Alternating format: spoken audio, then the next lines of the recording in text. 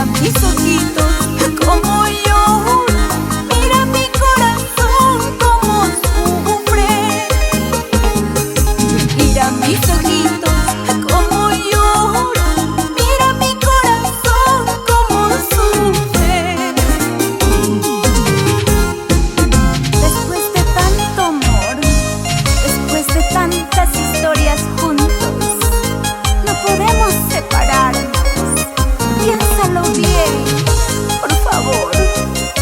Ya no te humilles, Johanna.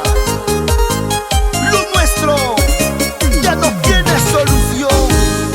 Lo mejor es separarnos. Entiende, por favor.